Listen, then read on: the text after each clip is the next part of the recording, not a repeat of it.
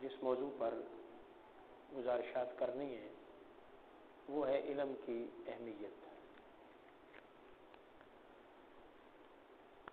یاد رکھ لیں، علم انسان کا زیور ہے، علم ایک نور ہے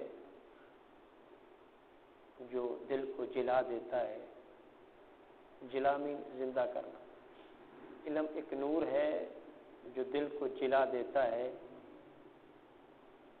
نقش باطل کی طرح ہر جہل کو مٹا دیتا ہے اور لذت عشق سے عالم کو شناسا کر کے آدمی کو صحیح انسان بنا دیتا ہے۔ انسان اس وقت تک صحیح معنوں میں انسان نہیں بنتا جب تک اس کو علم کا زیور نہیں ملتا۔ قرآن مجید فرقان حمید میں ایک مقام پر یہاں تک فرما دیا کہ انما یخشی اللہ من عبادہ العلماء، بلا شبہ اہل علم ہی اللہ سے ڈرتے ہیں۔ اب جو اللہ سے ڈرے گا تو بہتر انسان بنے گا۔ جس کے دل میں خوف خدا پیدا ہوگا، جس کے دل میں محبت خدا پیدا ہوگی، جس کے دل میں تقوی پیدا ہوگا، تقوی کی آرزو پیدا ہوگی، وہ سپیریئر بنے گا۔ اللہ کی بارگاہ میں عزت انہی لوگوں کی زیادہ ہے جو متقی ہیں، جن کے اندر خدا کا ڈر زیادہ ہے، اور ڈر پیدا کرنے کے لیے علم ضروری ہے۔ ان اکرمکم عند اللہ اتقاکم، تم میں سے عزت والا وہ ہے جو تقوی رکھتا ہے، جس کے دل میں خدا کا ڈر ہے، وہ عزت والا ہے۔ اور ڈر کس کے لیے کہا؟ جو علم والا ہے۔ تو اب کیا نسبت نکلی، نتیجہ کیا نکلا کہ جو علم والا ہے وہی خدا کی بارگاہ میں عزت والا ہے۔ بدقسمتی ہماری ہے کہ ہم علم کو اہمیت دینے کے لیے تیار نہیں۔ یہ اس امت کی بدقسمتی ہے۔ واحد ایک اسلام مذہب تھا جس نے علم کو فرض قرار دیا۔ ہم نے علم کو مستحب کا درجہ بھی نہیں دیا۔ اب آپ دیکھ لیں ذرا، یعنی لوگوں کی ذہن سازی اس نہج پر بنا دی ہے کہ علم سے بھاگتی ہے، باقی چیزوں کی طرف پھر بھی کسی نہ کسی حد تک آنے کو تیار ہے۔ اب ذرا آپ یہی دیکھ لیں، اب اس سے پہلے قرآن پاک کی آیات پڑھی گئی، تراویح پڑھی گئی، اب اس کے بعد علم کی مجلس ہے۔ اب ان دونوں میں موازنہ کریں تو ترجیح کس کو دی جاتی ہے؟ اس پہلی والی کو ترجیح دی جاتی ہے۔ اب اگر مزید اس کا جائزہ لیں کہ اہمیت کس کی زیادہ ہے، اللہ کی بارگاہ میں، اس کے رسول کی بارگاہ میں، اسلام کی نظر میں مجلس علم کی زیادہ ہے۔ لیکن یہ بات کوئی کہنے کی جرت بھی نہیں کرے گا کہ علم کی مجلس کی اہمیت اس سے زیادہ ہے، جرت بھی نہیں کرے گا، کیونکہ ذہنوں میں اس قدر پختگی پیدا کر دی گئی ہے کہ بس ذکر، اذکار، ثواب، یہ چیزیں جو ہے نا یہی اہم ہے۔ اب مجھے یہ بتائیں، ایک طرف حفظ القرآن کے مدارس ہیں، ایک طرف علم القرآن کے مدارس ہیں، زیادتی کس کی ہے؟ زیادہ مدارس کون سے ہیں؟ کیوں؟ حفظ القرآن کے، علم القرآن کے نہیں، علم القرآن کے نہیں۔ مشکل حفظ القرآن کرنا ہے علم القرآن کی نسبت، یہ مشکل ہے۔ جتنا ٹائم آدمی قرآن پاک حفظ کرنے میں لگاتا ہے، اتنا آدھا بھی لگا لے تو قرآن کا علم اس کو آ سکتا ہے۔ لیکن زور سارے کا سارا حفظ القرآن میں ہے، علم القرآن میں نہیں۔ مدرسے حفظ القرآن کے، علم القرآن کے نہیں۔ جبکہ قرآن نے کہا کیا ہے؟ کسی ایک مقام پر بھی 6666 آیات ہیں، ایک آیت میں بھی نہیں کہا کہ قرآن حفظ کرو۔ بے شمار مقامات پر کہا ہے کہ قرآن کو سیکھو، قرآن کا علم لو، قرآن میں تدبر کرو، تفکر کرو، تفقہ کرو۔ تفقہ کا معنی سیکھنا۔ وہ سینکڑوں بار کہا ہے کہ یہ اس کا علم حاصل کرو، یہ ایک بار بھی نہیں کہا۔ ہم یہ کر رہے ہیں وہ نہیں کر رہے ہیں.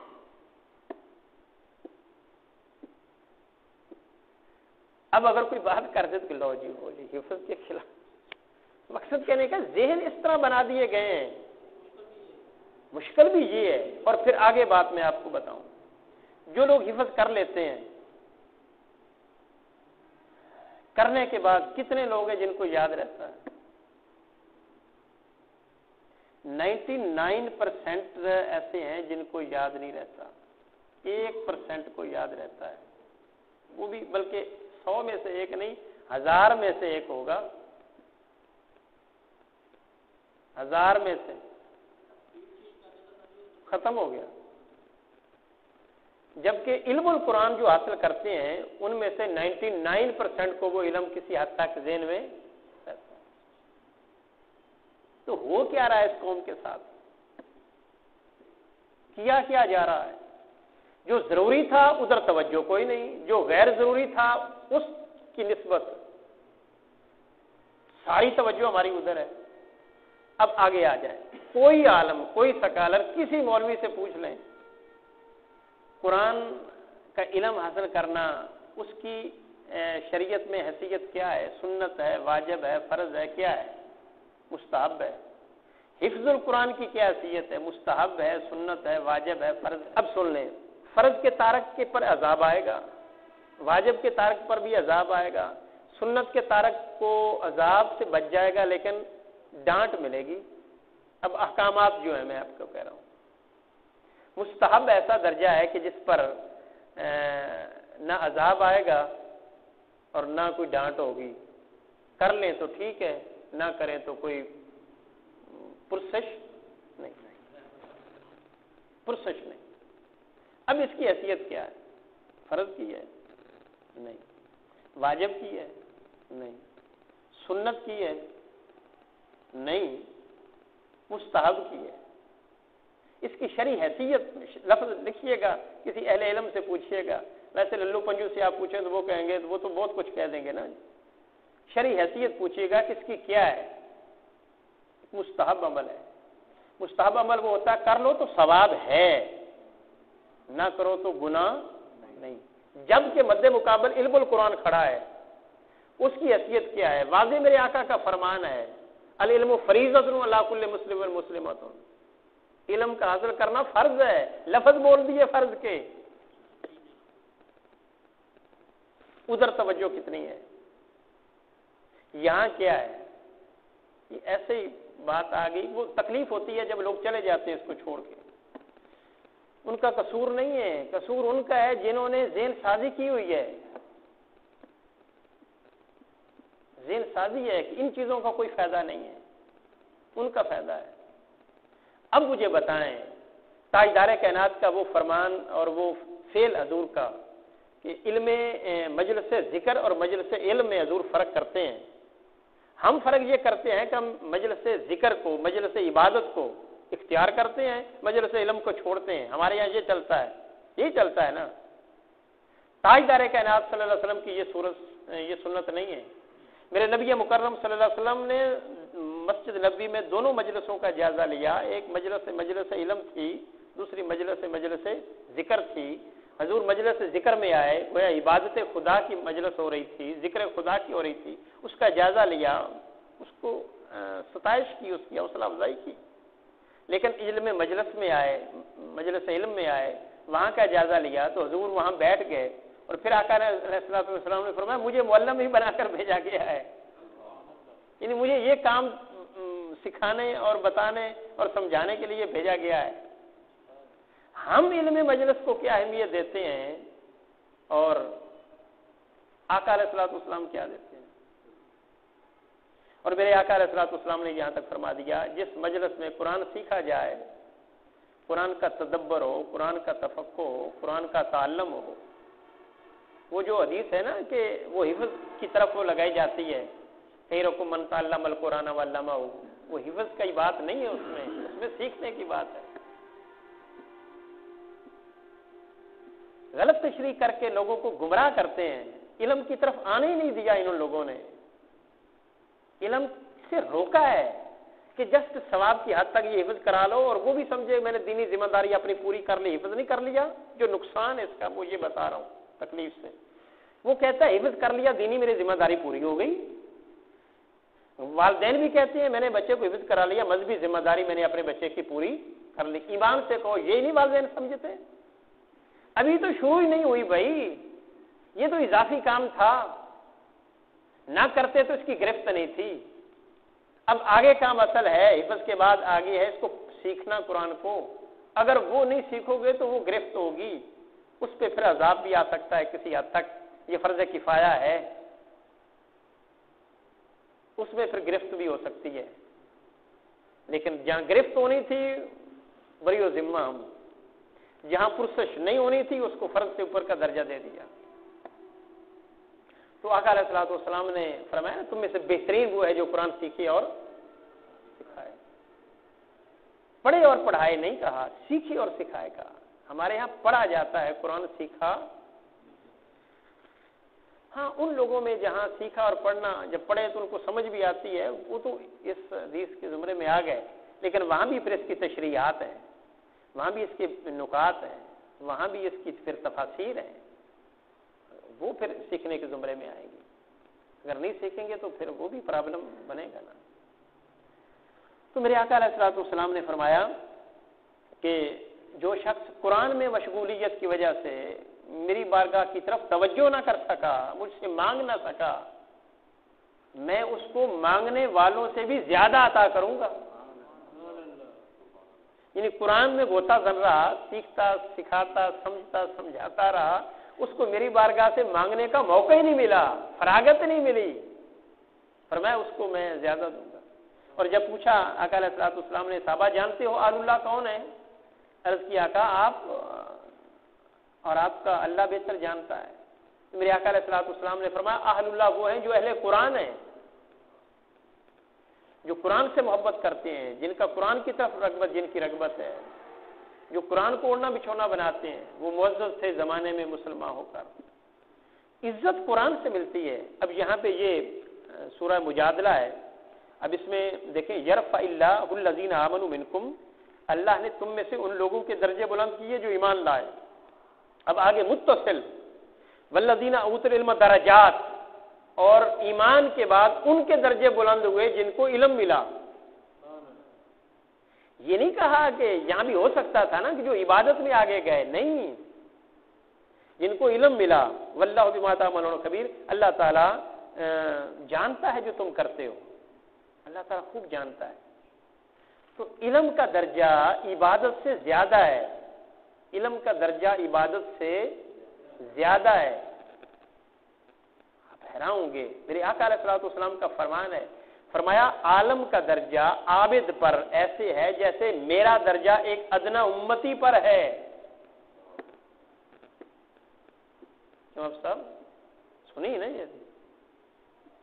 جیسے میرا درجہ ایک ادنا امتی پر ہے، اتنا عالم کا درجہ عابد پر ہے، یعنی عبادت کرنے والے پر. اب ہم نے اس سے پہلے عبادت کی ہے، اب علم کی مجلس میں ہے. اب بتائیں ہم پھر کیا سمجھتے ہیں؟ علم کو ترجیح دیتے ہیں یا عبادت کو ترجیح دیتے ہیں؟ اس کا مقصد یہ نہیں کہ وہ بھی چھوڑ دینی چاہیے، نہیں، اس کو بھی کرنا چاہیے، وہ بھی لازم ہے. لیکن جس کا جو درجہ ہے وہ تو دینا. ہم نے علم کا درجہ گرا دیا ہے، باقیوں کو پھر بھی ان کا درجہ جو بنتا ہے وہ دے رہے ہیں. علم سے اس قوم کو نفرت ہو گئی، اس کی مقصدیت میں نہیں ہے، علم سوچ میں نہیں ہے. کتنے لوگ ہیں جو کتابوں سے شغف رکھتے ہیں، حالانکہ اگر ہر روز 100 پیج نہ صحیح، 50 بھی نہ صحیح، 20 پیج تو پڑھے جا سکتے ہیں. ایک کتاب 20 صفحے تو پڑھے جا سکتے ہیں نا. 300-400 کی بک آ جاتی ہے، 200-400 صفحے کی، 500 کی کر لیں. کیا مہینے میں ایک بک نہیں لی جا سکتی؟ یہ مقصد ترجیحات کیا ہے ہماری؟ ایک دن کا فروٹ اگر 500 کا نہ بھی آدمی لے، کوئی کتاب لے لے، تو یہ پاسبلٹی نہیں ہے مہینے میں. تو 20 صفحے آدمی پڑھ لے روزانہ، 600 صفحے بنتے ہیں ایک مہینے کے. 600 صفحے کی کتاب نارمل ہوتی ہے، 300-400-500 صفحے کی. ایک مہینے میں ایک کتاب پڑھی نہیں جا سکتی.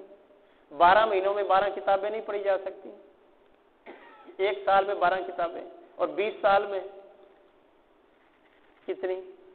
250 کتاب تو پڑھی جا سکتی ہے نا۔ ہم کتنے لوگ ہیں 50 سال 40 سال ہو گئے، کتنی پڑھی ہیں کتابیں؟ تھوڑی سی تفریق کریں نا، اس کو ترتیب دیں نا جی امام صاحب، کتنی پڑھی ہیں ہم نے؟ جو علم سے وابستہ ہیں انہوں نے کتنی پڑھی ہیں؟ جو ائمہ مساجد ہیں، جو خطباء ہیں، حتیٰ کہ جو علماء ہیں، قرآن اور حدیث کو نہیں چھیڑتے، جمعے کی تقریر کے لیے بھی میں خدا کے گھر میں بیٹھ کر آپ سے کہہ رہا ہوں 70% لوگ ایسا کرتے ہیں۔